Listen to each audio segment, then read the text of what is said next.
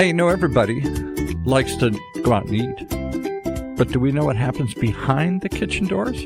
Well, that's what this show is about, as we bring in one of Orange County's original gangsters, the original guy behind fine dining here in Orange County. We got Chef Pascal with us here today, and yet another one of his proteges from all those years. Is that a correct way to describe our guest here? Is she a protege of yours here?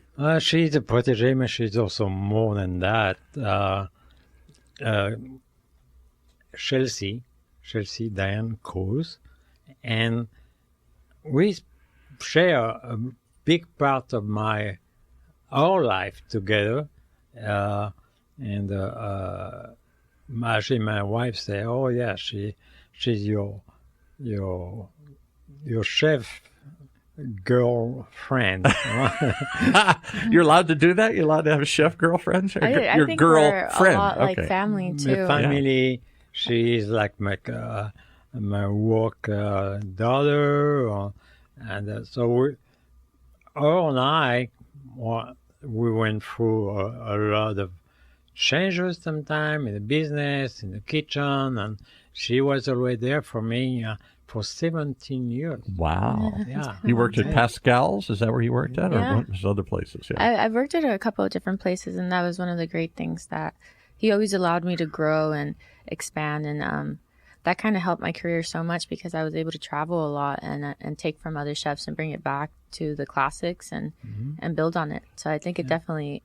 So give us a quick rundown of your journey. He gave me a long bio, and I was impressed. Good. I saw Michelin Guide, I saw resorts, I saw even Burning Man. We're going to talk about here today. She always shoot high, and she always assume, and she just make it happen. so give us a little breakdown.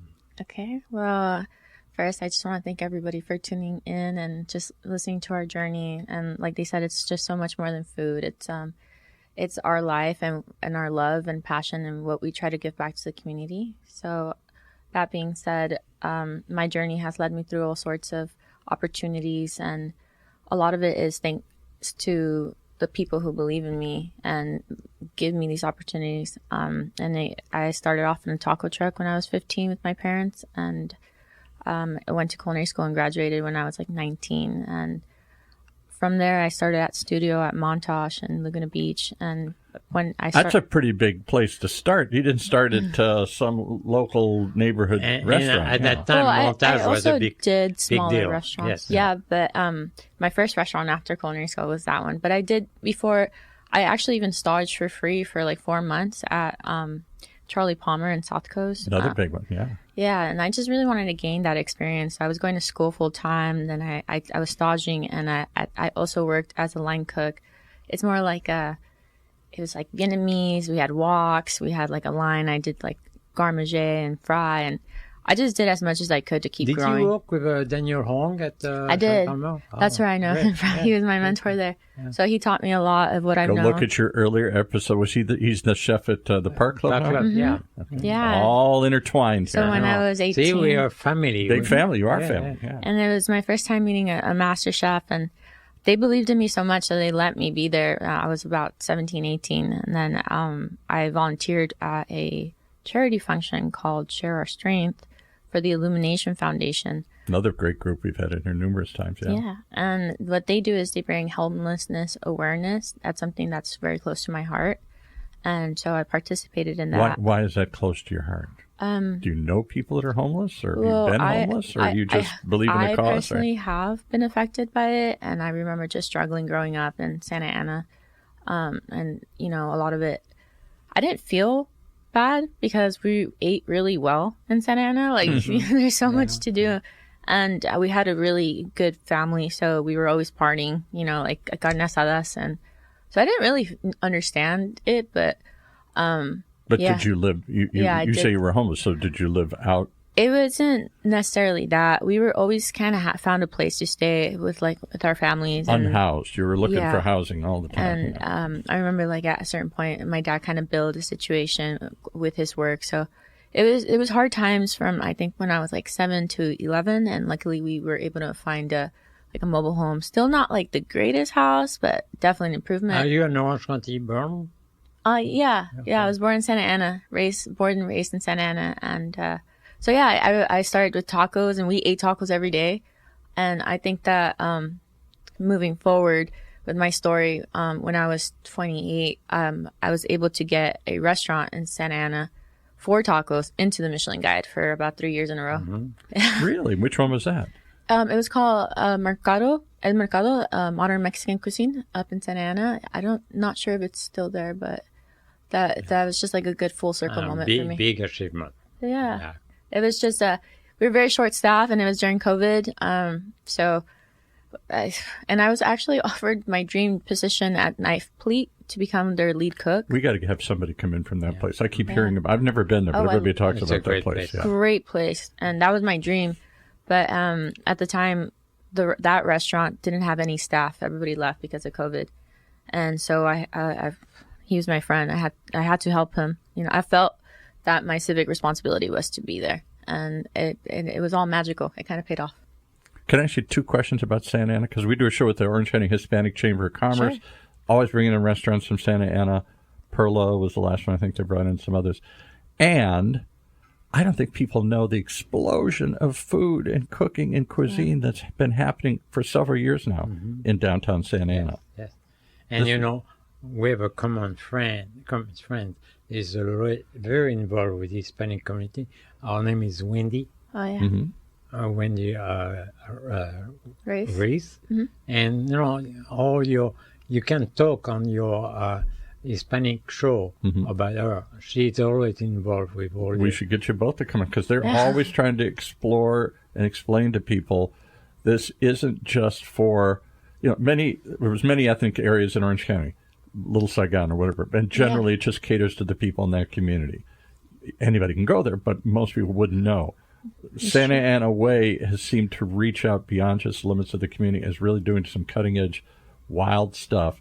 And we've talked about this before. Maybe the future of culinary fine dining is not the fancy Charlie Palmer's anymore. It's maybe really unique ethnic food that's popping up everywhere. For the community. Yeah. I do think that the Michelin Guide has been evolving, and there's a taste for everyone. There's different, you want to keep it changed. So it's good to honor the Michelin Guide as it is, and honor all the hard work that our predecessors, our mentors have put with per se with all the fine dining that continues to be the standard to us. And they in particular seem to be reaching out to look for specialty, unique ethnic cuisines that are really done well, rather than just white tablecloth restaurants. Yeah, but that's it's unusual because we're in Southern California. Right. Yeah. And there's so many variety of dining. Tons. And doesn't mean it's all fine dining. In the rest of the world, Michelin Guide is concentrated on fine dining, a lot of French fine dining, right. high-end which sushi. Which always suggested fancy and expensive. Yeah, right. Totally.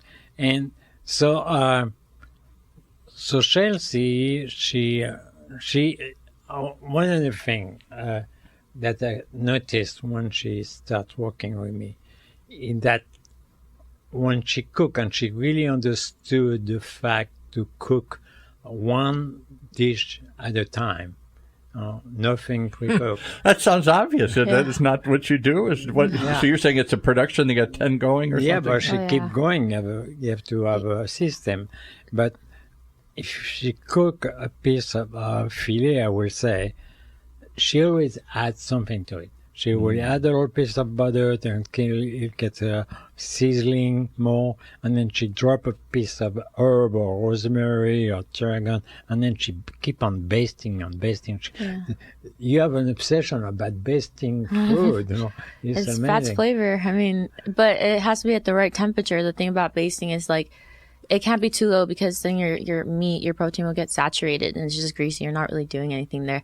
But the intention there is just to give it a even cooking, and also moistening it up. It's still considered a dry heat method, but it's more about taking consideration into what you're doing at the entire process, and there's a reason for everything, and that is just to keep it juicy, but also cook all the sides evenly, so when it rests, you get a perfect all like color all throughout, not just a with little an ring. extra flavor. You don't need a barbecue sauce on that. That's for sure. I Yeah, am amazed just just listening to the way she describes it is not the way I've heard anybody describe cooking meat. Yeah. You know, there's a science there and also on art.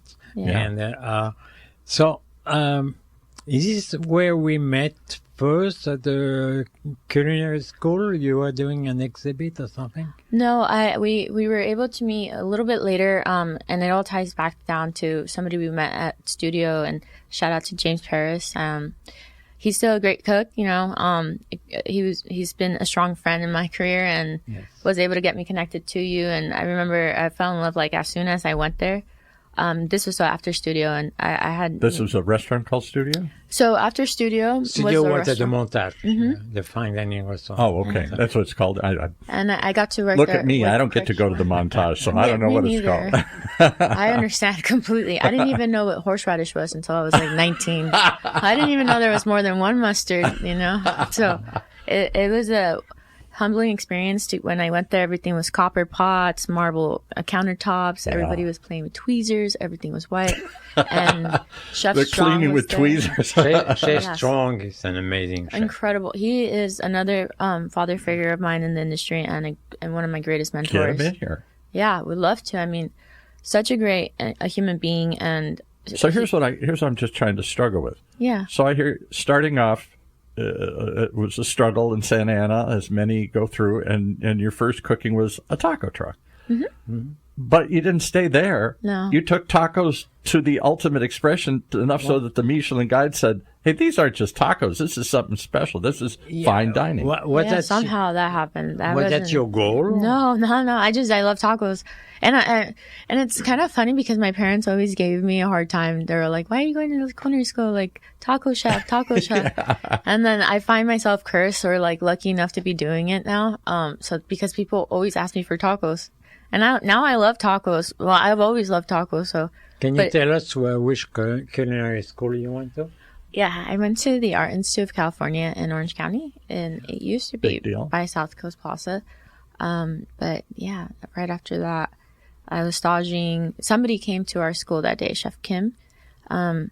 He came to our school and told us about how important it was to stage. And To do what? to stage. Stage. I have no idea what that is. I have to stop you guys when you start talking inside baseball Stage here. is when you are a student in any professional industry.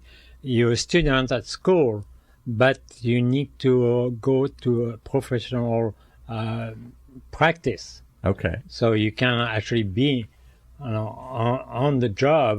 Sort of like interns in a certain sense. Yeah, Yeah, intern, like a yeah. self-appointed and you learn internship. your craft directly. I always say do both, school and stage. Yeah. Yeah. And so I did that by choice just because somebody came in and told us how much it helped him. And I always knew that that I was going to be a chef, no matter what. I was going to be a chef, no matter what it takes.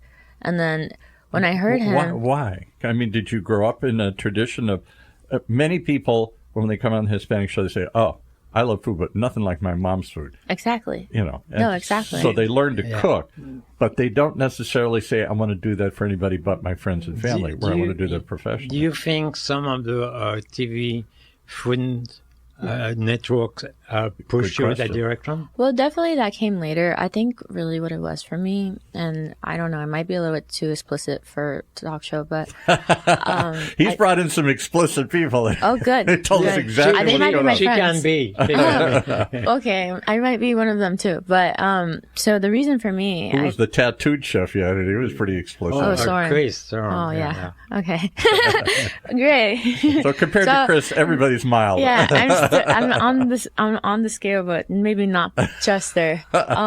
So They know each other very well. Do they? yeah, I know. Yeah. So for me, I think I'm lucky enough to be Mexican and also a little bit French, but I'm lucky enough to have a strong culture that believes in food, and they love it, and it's just ancient to them. They have just recipes that go back to tradition. So when I was young, I think maybe 4 or younger, but this is my earliest memory of food. We went to a slaughterhouse. I didn't know. At 4, you went to a slaughterhouse? Yeah, and I didn't know it was a slaughterhouse. It's not like by choice, like, oh, Yeah. who wants to go to a slaughterhouse? Like, no, it's just, it's kind of part of our culture to Go get the meat from the source. yeah, and understand, like, really be aware of where your food comes so that nothing goes to waste, you know, and you treat it with respect. So we went, and we're so young, and they're letting us pick our little baby goat, and then we thought we were going to a petting zoo, and we thought we were going to come home with a baby goat as a goat, you know. And did you see the animal killed? we actually did see what it is you're behind the slaughterhouse wall, and you're kind of seeing, you know, they go in, and then there's a wall, there's some few windows. I still remember all this, and you know, imagine. and then it comes out in the bag. 4-year-old. That goes very fast. It does go very quick, and I actually, in culinary school, we also had a farm day where we went to go see the slaughtering of a pig and a cow, and I was vegetarian at that time. For 2 years I was vegetarian, so that was a very strong lesson. You should for me. become vegetarian. I think vegetarian It makes is you a become great a lifestyle. vegetarian. My wife always said, my wife's a vegetarian, and she always says, if more people had to go out and actually slaughter their own meat like we used to, You'd more probably be people, yeah. more Mexican. We would still probably eat it. Just how good it is. I mean, it's hard for me to say this, and I'm sorry. Like, there's a lot of health benefits to either way, but I love meat, and if you cook it, then just remember, like, you know, to treat it with love and respect. So that's kind of my a key, first. you know, there really is. I She mean, made my duck dishes uh-huh. the best ever. Nice crispy skin. Thank you. That one's a really hard one. So I'm sorry to Thank keep you very focusing on much. taco, but here you're getting Yeah. very So high-level training, and you're working in some high-level places, but somehow running through your life is this experience of where you came from and what you ate, and you turned that. I'm always curious how people decide to turn a traditional ethnic dish, taco, seems about as simple as it gets, into something more. I think you just have to become obsessed with it. I was a very fat kid. I was a very happy little chubby kid, and I loved to eat.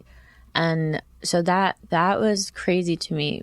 I had no idea what had just happened. So we go home, and I remember my grandpa and my uncles and my dad, and it's a huge moment. It's like, you don't just do that often. That's not like a dish you eat often. But they were so excited. They dug a hole.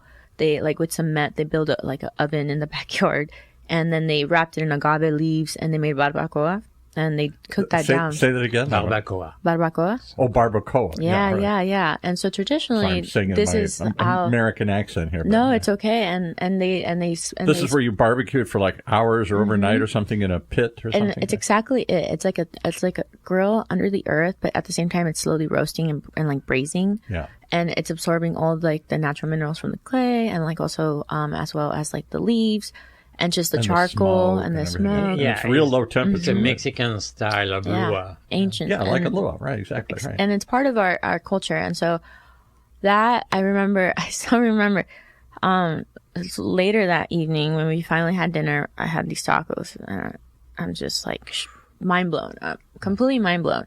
I'm like, oh my- Tacos with the meat from that yeah. barbecue. Yeah. You My pull eyes the are like meat, rolling to the yeah, back of my so head. good. I'm like, this is the best thing in the world. What is this? And my mom just like shamelessly just straight in the eyes, like, oh, you remember your little pet goat? And I'm just like, Oh, no. we got to revive that image from our back. no. Took me 20 years of therapy to get over that one. I'm still talking about it. I'm like, but after that, I just had a moment. I'm like, I couldn't eat. You know, I was disgusted with myself. I felt like ashamed. And I remember going to my room, and then I just sitting there. I'm like, but they were so good. Yeah. Like, why were they so good? And I just remember after that, I was watching my parents every single I come time. from they the cooked. Midwest, big hunters culture, and the true hunters say, I don't kill because I enjoy it, but it's part of the natural process of culling the animals. And it don't just shoot them because you think it's fun. Shoot them with respect. You put that meat to good use. Exactly. Feed somebody, you know. You can shoot, but shoot for what you're going to need. Yeah, right. No, Don't I- just, There- don't there's just still, blast like, a bunch of A lesson. deer. There's ethics and hunting as well, and Right. and they have their culture and traditions, and that's come from a very long time, you know. So it's different from just killing like mindlessly or just like Right. for malice, like with malice. So it's completely entirely different, and even more than that, that's something that always resonated And you don't with do it me. lightly. There's a respect for the animals. And Yeah, for even everything. the way you kill it, when you do it properly, like they don't feel that pain and they die humanely. Right. So it's completely different. So that's, I think, what chefs understand, and even like cooks, they understand it. But like I think that's the true definition of it being a chef, and I think that that's where that journey started for me, was to understand that there is so much more, and it also just like when you give back, like when you cook, you're not cooking for yourself, and you're there kind of as a servant to your guest, and you're just trying to create the ambience and serve them and host them and make sure that they're happy. And I think that's really truly the greatest payout for us, and that's why we do it. I think that's why we become obsessed. So when you go back to places like the Montage or whatever, do they make fun of you? Oh, here's the taco girl. Or did they respect you? Because I'm seeing Maybe a little bit I'm of seeing both. a huge respect for simple, traditional. I grew up in the Midwest, so barbecue. There's now There's now Michelin recognized kind of barbecue things.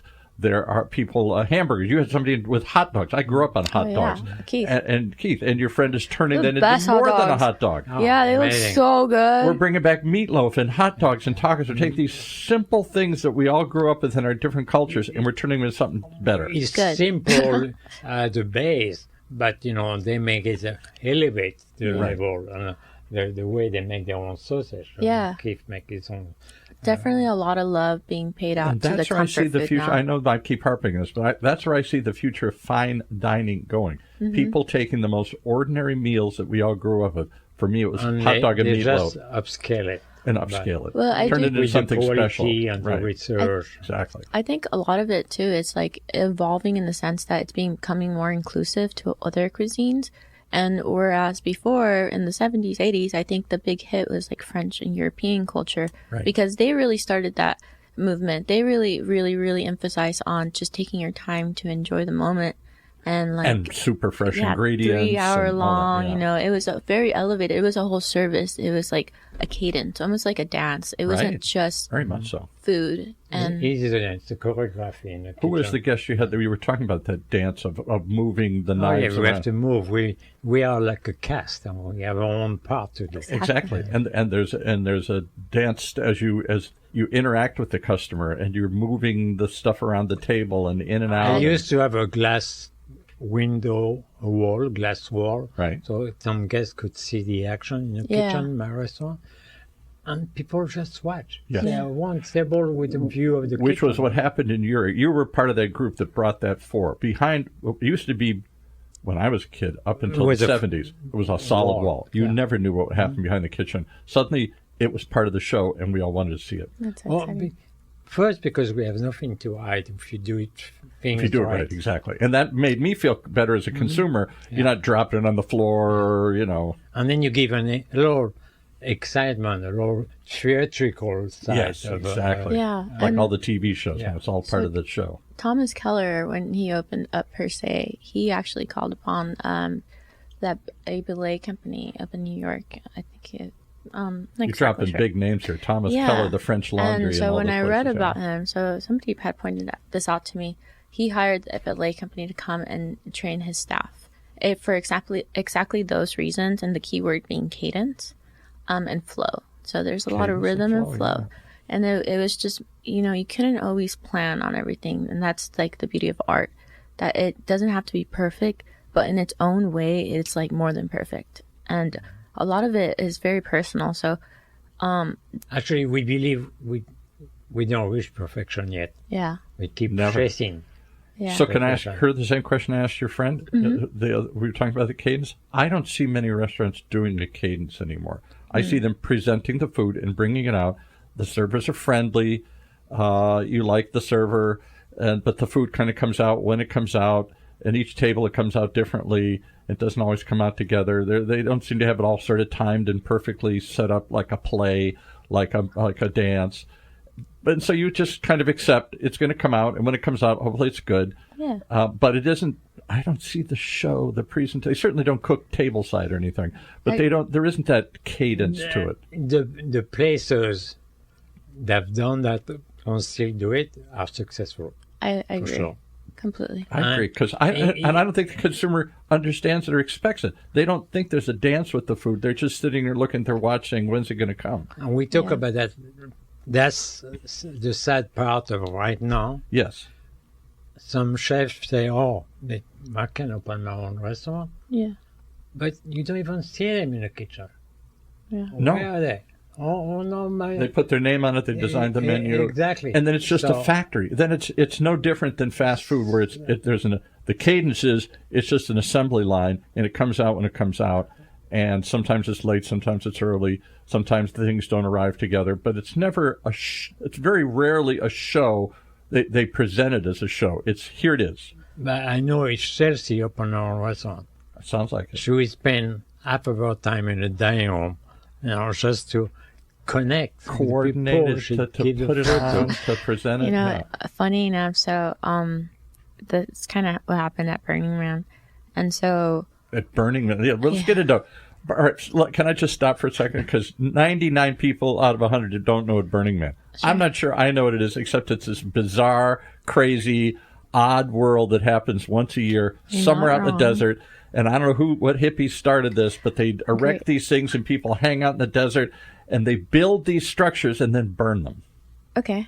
That's all I know. That's definitely the spark notes of it. It's definitely none of that was completely incorrect, but sure, it's what it is. It's really an art festival, and it's also kind of a lifestyle after you go to Burning Man, but it's some kind of weird ritual and some kind of performance art. We're going to do it once for a second, and then it's going to disappear. It's a little extreme, especially and anything goes. You used to be a hippie. You should go there. I'm an old hippie. I should go. I always thought it'd be fascinating to go there. It's very inclusive. That's the main point. And when we have our 10 principles, and it's kind of bad that I'm on the spot. I don't know them all fully, but I didn't know there's an actual set of principles that guides everybody doing something there. Yeah, because it seems like everybody just does their own thing. Well, that's also part of it. It's like you go there and you really want to release, from the everyday life and where you go. And so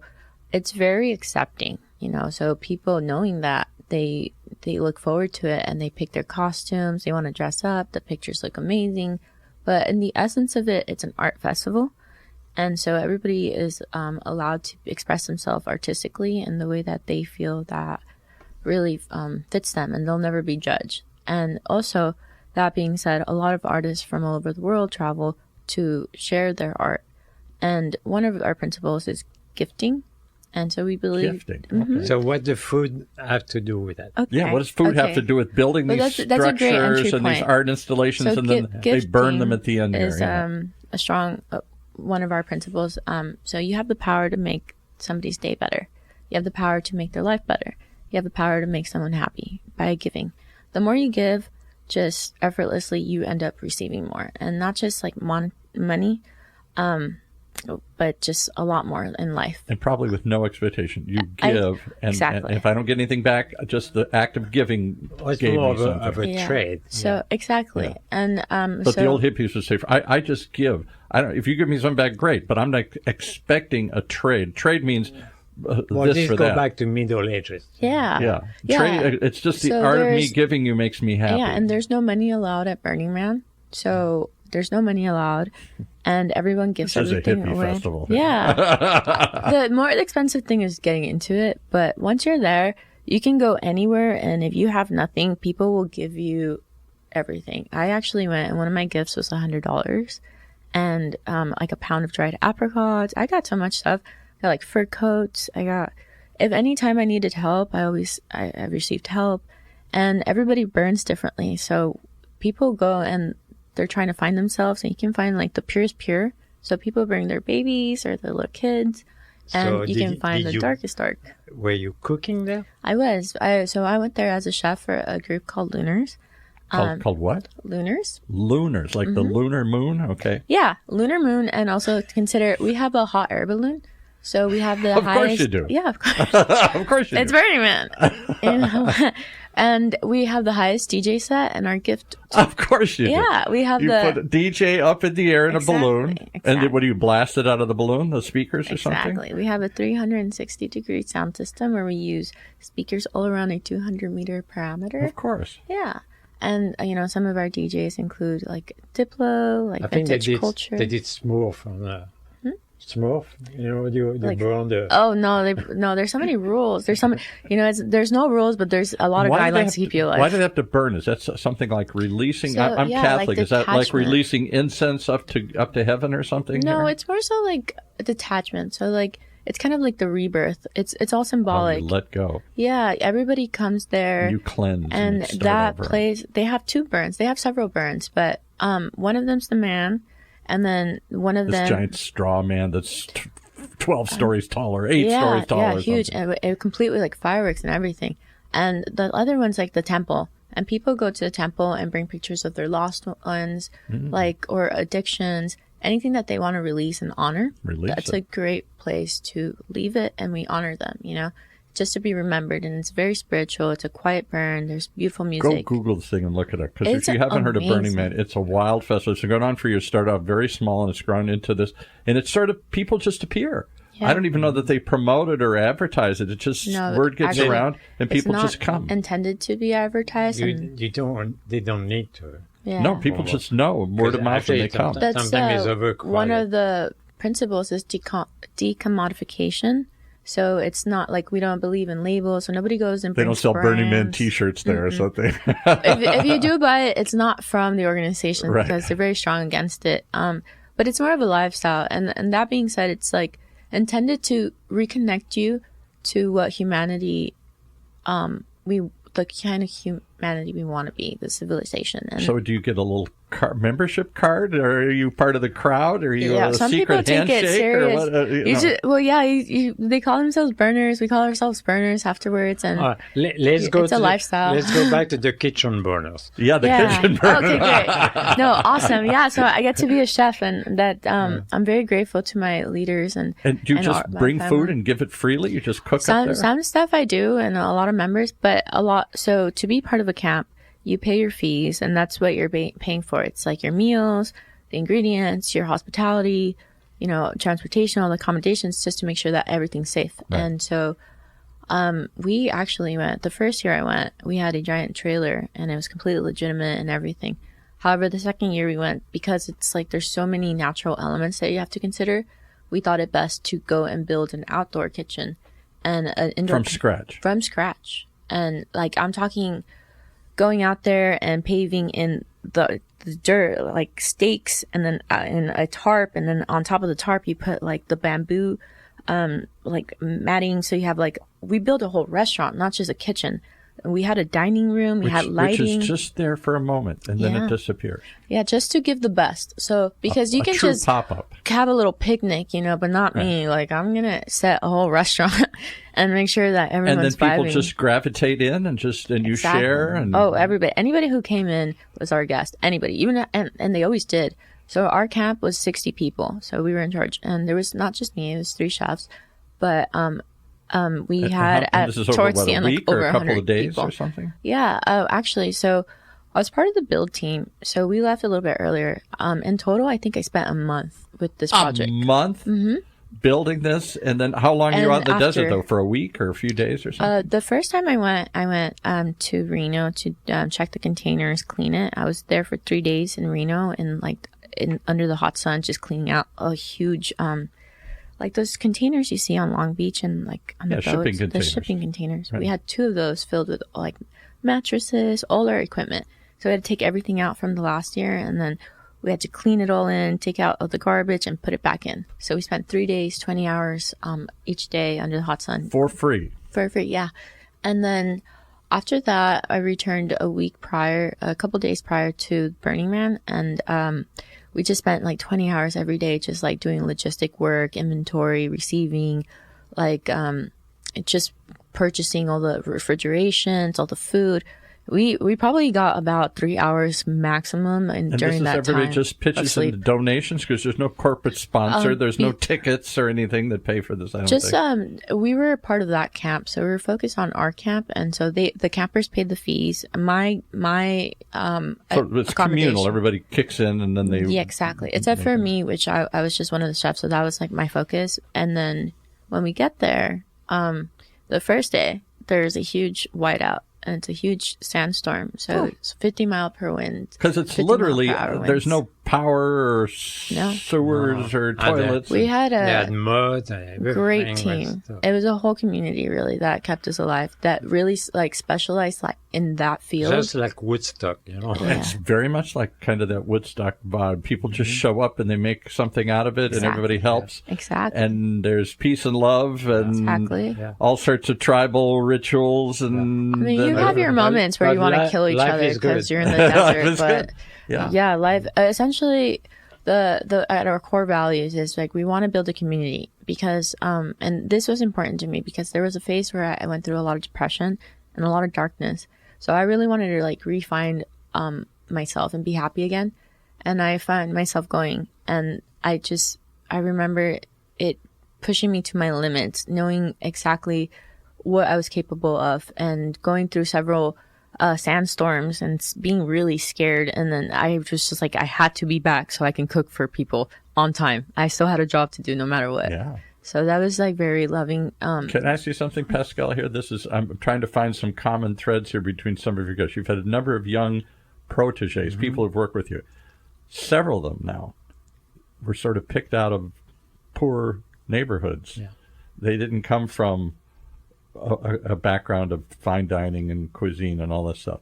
Something in them, you said, I'm going to give you guys a chance, or you and others gave them a chance to express themselves. And the other thing I keep hearing is many of them said they went through dark periods in their life, drug and alcohol or poverty or other sorts of things here. It's probably why they work very hard and put everything of their soul into their work. Yeah. And because they're happy to have a job, and even though, in the case of Chelsea, I tried to pay her as much as I could, but still, it's a struggling life. Yeah, this is very hard.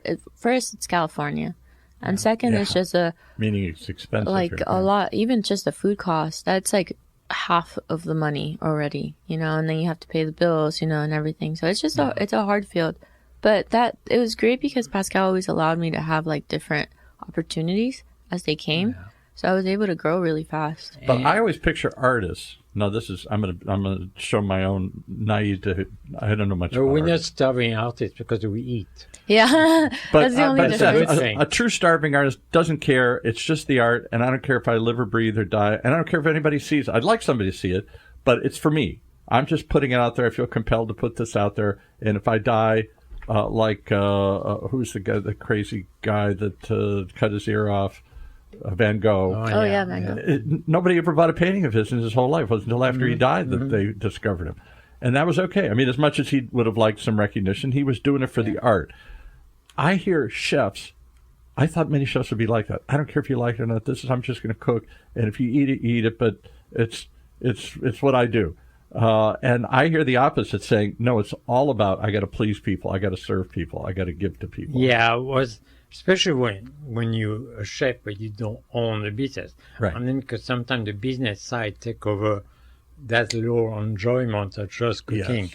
So you have to find a balance between the artistic expression and the management of a business. And what people are coming to buy. They're coming to buy the hot dog. They're coming to buy the hamburger. And I have to tell you, we say earlier, I was more of a father, brother.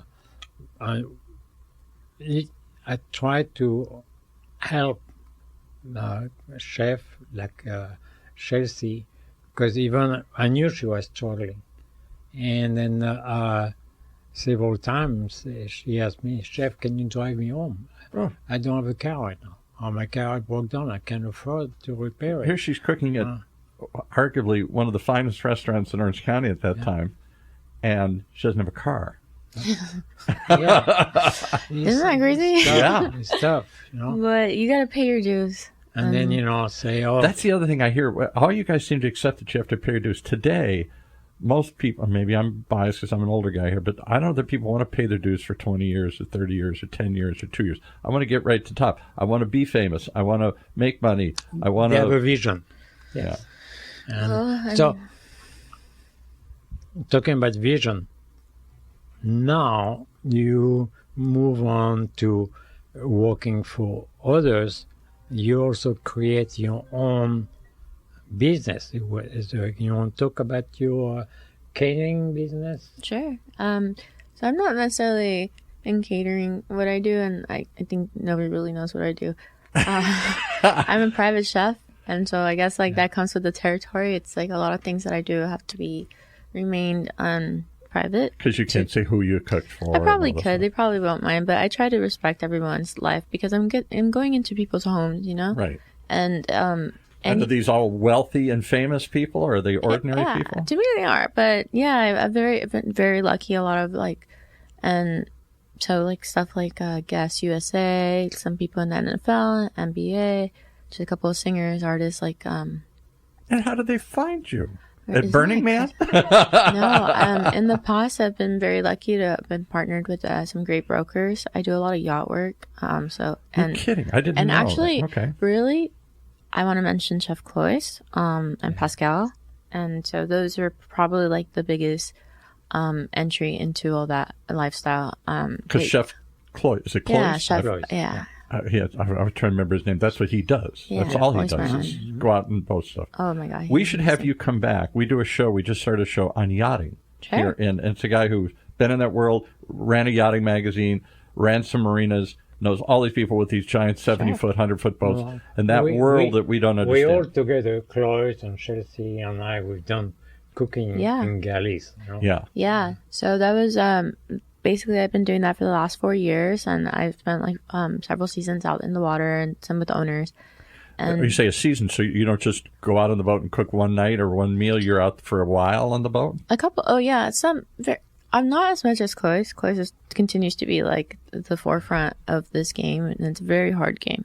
But for me, I've been lucky enough to go for a couple of weeks at a time. And Wow. Well, where to like? It must be like Tahiti Mexico, or something. yeah, Mexico. Tahiti. It just depends on the season. The ones actually local here pay a little bit more, and it's a little bit more comfortable, but they're still very hard because it's not like you have a restaurant where you just come and cook for that day.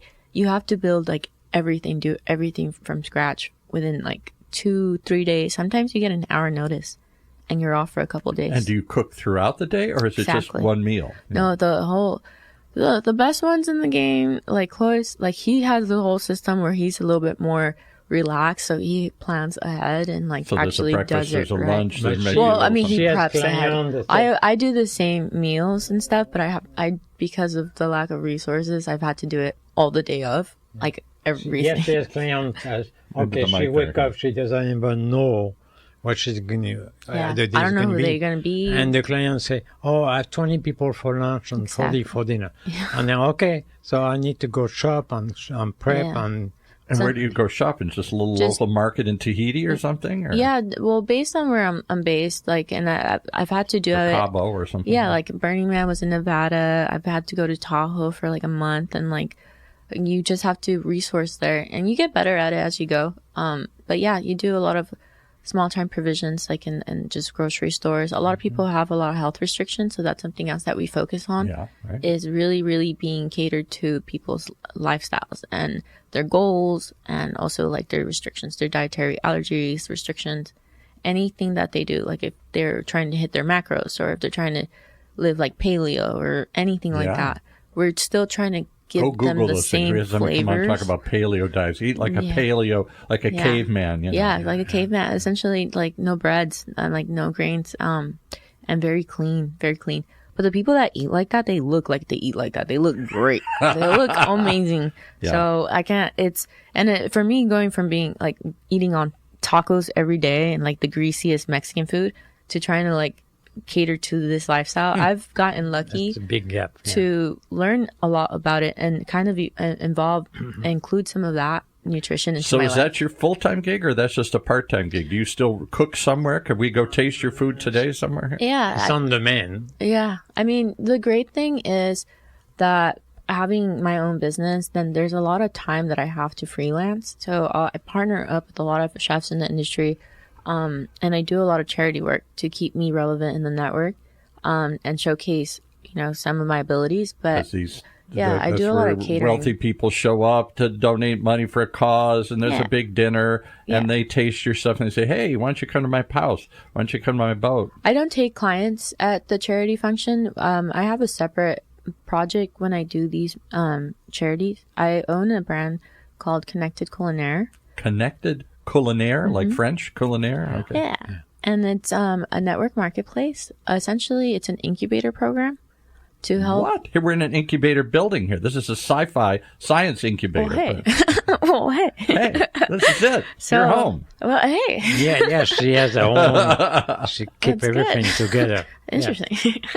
So what That's we what do, we're at UCI's Beal Applied Innovation Center. It is a fancy word for where they take technology developed on campus, usually in academic research, and try and turn it into something, to incubate it into a successful business, not just science research. Yeah. well, yeah, that's what I'm trying to do. That's what I'm I've talking been doing about. it for free. But Talking about. The whole building's filled with that. excellent. So what we do with these charities, and a lot of it is like because of Pascal. The first one I did was Table for 10, and that's a great charity that gives back to a scholarship for culinary programs at Saddleback College. It's a great culinary program now. Where 10 people buy a table and they all sit together, and then it's a chef assigned. Chef, one restaurant, one kitchen, just, One just table. for And you. in the past, it's only been resorts and big restaurants, because they're the only people that can afford to give this kind of service like for free. Right. You're talking about food, the labor, the cost of the decor, everything, the wines. So what I thought would be amazing was to start a project where people that can't afford to do it by themselves can come together, collaborate and take on like one course. And so I would fund, or I would help resource the what they need to create their own dish so that they could be seen. And I would invite photographers, videographers to come and help them build their portfolios. And then we can help each other out And she throughout built the up year. a menu on that. Yeah. And I would introduce each person per course. Can we come to one of these things? We'll be the Yes, guinea pig. We'll you will need come. it. The I'd next love one to is know. in Connected March. Culinaire is taking a break now.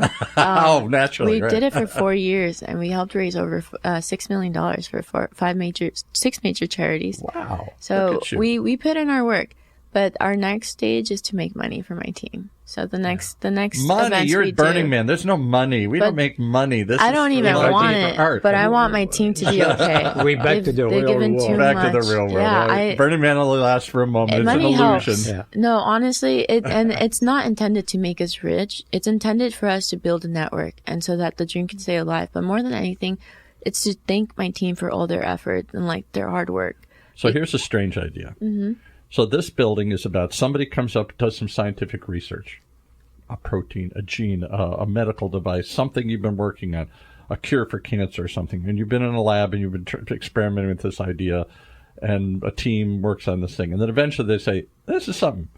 So you go to your friends and family and you raise a little bit of money and you say, we now got a company, and maybe raise $500,000, $1 million or something if you're really lucky. And you move into a building like this, which has a research lab, and now you continue that work because it's going to take you 10, 15 years to develop this medical device, this technology, and go through FDA approvals and clinical trials and everything, right? So there are incubators that start appearing, first angels and then later incubators. Yeah, And they show up and say, we're looking for something new that we can fund, that we can make money off of. I wonder if anybody's incubating the future of food. we're trying, and the way that we see it Yeah. evolving. Right. It's very AI. It's very technological. And another reason that Connected Culinary will be taking a break is because I'm taking a step back to go back to business school and actually learn how to make it profitable, but also fair, and to understand what our values are and what we're trying to sell. The project phase was really good for me to like understand what our needs would be and how to become sustainable, and, just like the cost. It was very costly, but really what it did, like it really set the tone for what we want. And So is anybody incubating? We sort of talk about this a lot. We're doing it just verbally. But is anybody backing saying, like we're talking about food halls now or food trucks or the different things that I never heard of 10, 20 years ago, different ways to cook, different ways to eat, different ways to express. Yeah, there is. Stuff. There's a lot of people in our community that are making a big, big change. And a lot of those people are my mentors, Chef Pascal, who is Primal Academy. Paul Buchanan. Yeah. They were in here, yeah. So they're, and all our friends, Adam. And they're talking Adam from Earthwind. Navidi. Yeah. they're real big into teaching Troy. sustainable cooking and They're teaching a the different way of reasons it. Yeah. I feel that I have that civil responsibility to also do it for our generations. And like, more than anything, I see the benefits really. I see the demand. Like, what we're trying to do is create a network where you can go and find resources and find where people are doing that, where you can volunteer, where you can do it. Because I do believe in staging, because you get connected, and I do believe in charity. Staging. I don't know how to spell that word. I got to go look that up. Staging, whatever that. It's such a great opportunity to network, and networking, I think, is like, it's not always what you know, it's who you know. But you guys are creating a new world of food. Exactly. Pascal grew up in a tradition from the basic French cuisine to taking it to fancy places. But it was still basic, his mother's cuisine. It's classic. Right, it's classic. It's been around forever, long time. Yeah. Now we're taking some of those, and then there was a period of fusion where we're fusing those together, different cultures and different ideas. Yeah. And it wasn't one thing, it was a new thing. Yeah. And something nobody had ever seen before. Now, but that got expensive, and that got had to get corporatized, and it had to, because there was so much money to build the building and advertise and hire the staff and everything. It got turned into a formula, and it's lost a little something, experimentation and creativity and whatnot. It was more of a productivity. Yeah. People are trying to figure out, so what's the next phase of restaurants? Right now, the phase we are in is concept. Oh. Everybody's got to have a concept, right? Concept. It's all about concept. Because of the demand, people want something new, different, they want something different. They don't want just another Mexican restaurant or another time. When I was a kid, they may come back to it, yeah. but right now it's concept. I can see that, and I can also see technology being a part of it and being like an immersive, or we have robots in the kitchen making the stuff. Like I see a lot of people, like in New York, they add like projections or just like smoke. And so it's a lot more immersive. It's like they really want it to feel like a whole experience where it's more than just eating. Yeah. Because it's like you're kind of paying a lot of money now. But they tried so that they want to take years ago, like dining in the dark, Yes, exactly. Dining that in the doesn't dark. sound like a great idea. But there are sound people like doing that kind of stuff out there beginning. where you go somewhere and there's something going on other than just eating. We Burning Man. We bring that sometime on our menus, like we used to have a rack of lamb, and we burn rosemary, we cover it, and then we open it up in front of the guests. Yeah, and then all these smoked drinks that it's they're like doing. the X Factor, and like if you ever read the Flavor Bible, it talks about Flavor Bible. Yeah, No, it's one of the best books you can. Never heard of it. Yeah, oh my goodness. It's like an encyclopedia of flavor. So if any ingredient, you can look it up and see what goes with that. But the beginning chapter, it tells you how to create the perfect dish. Garnish, protein, carbs, sauce. Which is science. And X Factor. What goes with what? What doesn't? Well, the X Factor actually doesn't even just hit science. It's more so like the X Factor is that secret ingredient. It doesn't have to be an ingredient per se, but like something visual, something out of the box. And that's something that Pascal kind of had in him that he didn't even read from the book. He told me that, and I'm like, oh great, like and then so I took more into that, and I think that people are so focused on the food, this and that, but like also the X Factor, it's the dance, the presentation, it's what it takes it to the next level, the experience. Yeah, the experience, and there's Burning so many. Burning Man's an experience. That's all back to that. I wish we could burn this subject for days, because you got me really intrigued now where this is going. Yeah. And I thought Pascal would just bring in chefs who have successful restaurants in Orange County like he did for 30 years. And that's great. I want to see what they're doing. And we've had some, and we'll have more. But you keep bringing in people who are private chefs or food trucks or food halls or oddball one-off presentations and being a food freak maker, a food artist, yeah, doesn't mean you have to own a restaurant. that's what I'm getting It's at. very important. I never thought. I thought that was the ultimate goal. The only way you could express it: rent a building, get people to walk in, sit down. Yes. It's kind of nice to hear because I always felt like I was lacking or I was failing, in my journey because you grow up watching the Food Channel, you grow up, and so you get out of culinary school thinking you're going to be like Gordon Ramsay or Julia Child. Like, you think you're going to make it right after the industry. And it's just so hard. But the great thing is, like, Pascal later in life, when it was getting even harder for me, he was like, you're doing it your way. And I remember I was lucky enough to be on a game show once called Chef vs. Master with Rick Bayless. And I remember, like, one of his pep talks was, like, him telling me specifically about, like, that secret extra X factor, keep it simple, be relaxed. Like, he gave me a great pep talk right before the show. And I remember keeping that voicemail for a long time. But it was like... You kept his voicemail? Kind of I mean, they're great words from one of the greatest men like I've ever met. But also, it's just, like, completely telling me that, like, I was going to be a chef and I was going to do it my way. You can do it your way. Well, I hope you come back and share the journey as you continue.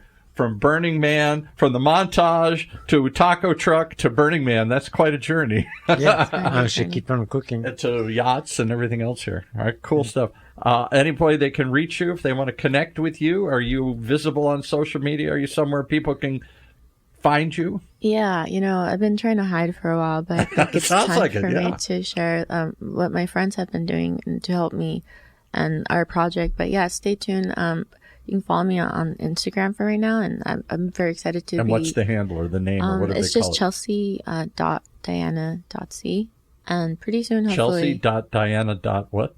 C? Just the letter C. Yeah, just Chelsea Diana Cruz. But stay tuned. I'm definitely going to be trying to develop a connected culinaire and partner up with my friends and hopefully do good for everyone. New experiences yet to come here. New ideas. You're incubating a new way of dining. We're trying. Wow. Okay. I'll do it next week. All right, Chef Pascal. Any place they want to tune into you? Just how do they reach you if they want to find you? They can reach me at pascalnpb.com. So I will answer back the email or my Facebook on my Pascal Olhats or Pascal Cuisine.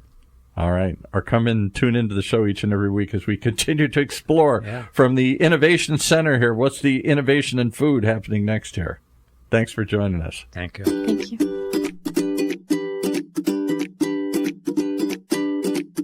Wow. Well, that could have gone on for a lot longer here. We're just started to open the door. There is a lot happening behind the kitchen doors, apparently, starting with the fact it may not be a door to a kitchen. It may be a door to a truck or a door to a desert or a door to a yacht or no door at all. I don't know if I'm ready for this. It's all happening behind the kitchen doors right here in Orange County's only community radio station, OC Talk Radio, streaming live from our studios here at the University of California, Irvine's Beale Applied Innovation Center.